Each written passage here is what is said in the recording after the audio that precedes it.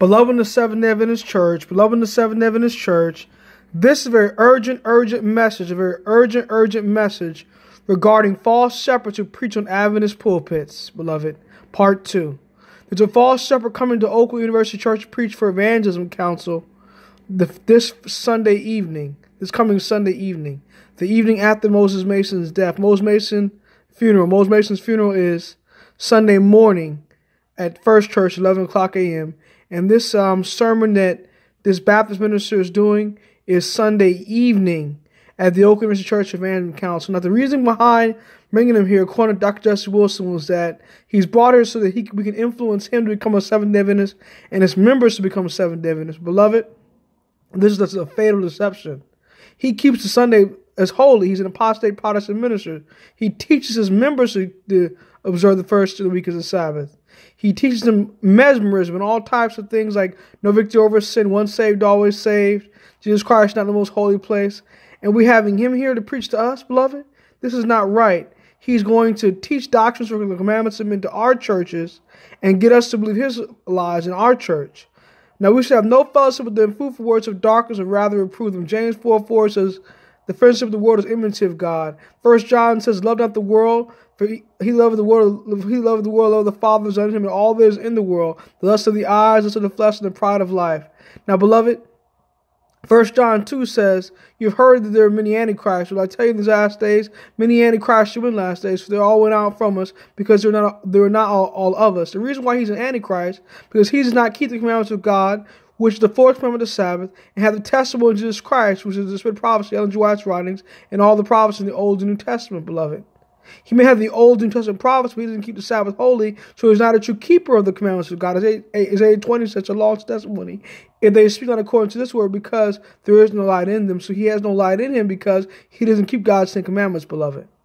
Now, he's a Baptist minister. Now, look what Ellen White says here in this book right here. This book is called Early Writings, and the chapter is called False Shepherds. Look what Ellen White says about this very real situation, beloved. I've been shown that the false shepherds are drunk, but not with wine. They stagger, but not with strong drink. The truth of God is still up to them. They cannot read it. When they are interrogated as to what the seventh-day Sabbath is, whether or not it is a true Sabbath of the Bible, they leave the mind in fables. I saw that these prophets were like the foxes of the desert. They have not gone up into the gaps. They have not made the hedge of the people of God. They have not made up the hedge of the people of God may stand in the battle in the day of the Lord. When the minds of any get stirred up and they begin to inquire of these false shepherds about the truth, they take the earnest and best manner to effect their object and quiet the minds of the inquiring ones, even changing their own position to do it. Light has shone on many of these false shepherds, but they would not acknowledge it and have changed their position a number of times to evade the truth and get away from the conclusions that must come to it if they continue to their former position.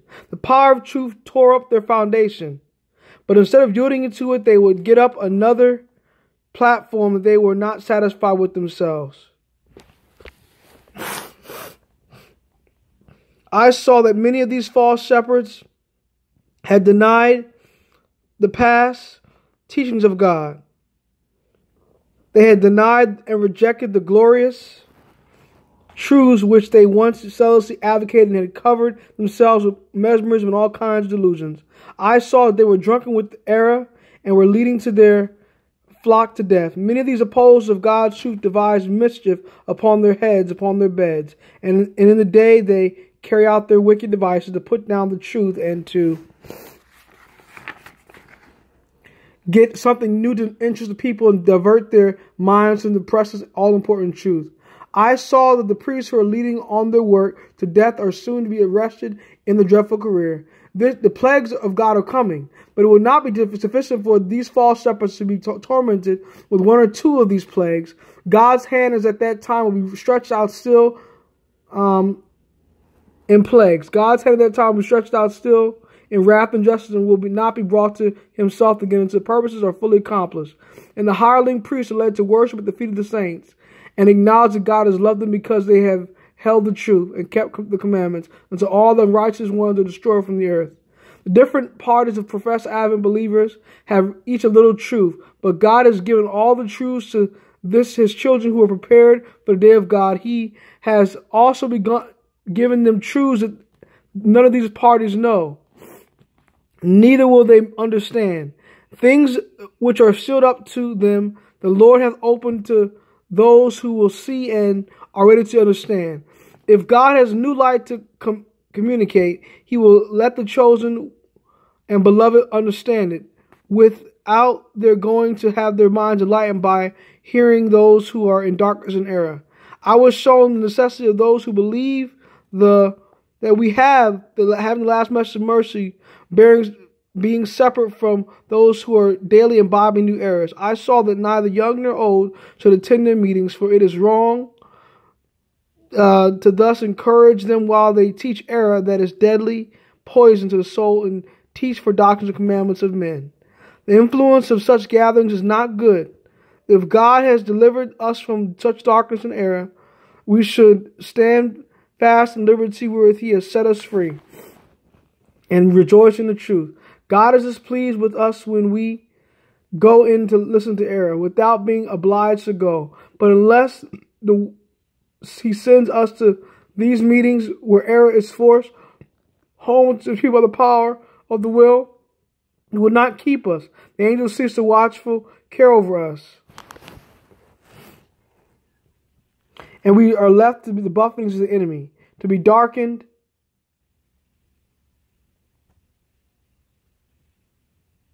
and weakened by him, and the power of evil angels, and the light around us becomes contaminated with the darkness.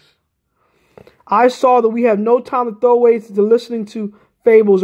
Our minds should not be thus diverted, but should be occupied with the present truth and seeking wisdom, that we may obtain a more thorough knowledge of our position, that with meekness we may be able to give reason for our hope that from the scriptures, while false doctrines and dangerous errors are pressed upon the mind, it cannot be a dwelling upon the truth, which is to fit prepare the house of Israel for the stand day of the Lord. Now, beloved, this Baptist minister is a false shepherd. He teaches Sunday observance, teaches immortality to the soul, or Sunday sacredness, immortality to the soul, teaches one saved, always saved, no victory over sin, Christ out of the most holy place, and we're allowing him to come on our pulpits at Oak University Church for Evangelism Council, beloved. It should not be done. It's an apostasy of latter times. This is why it says in that very same chapter, we should not go unless we're obliged to go, because error is forced upon the conscience, as she said, and she said that the holy angels will not protect us and will cease your protection of us, beloved.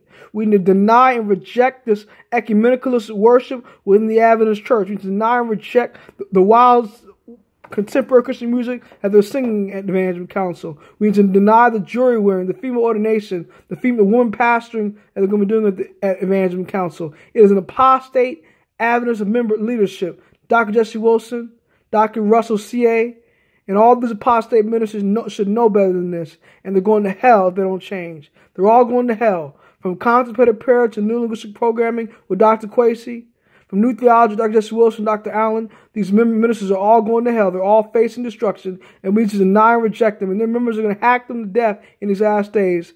According to great contrast to God's who was delivered. God bless you, Maranatha.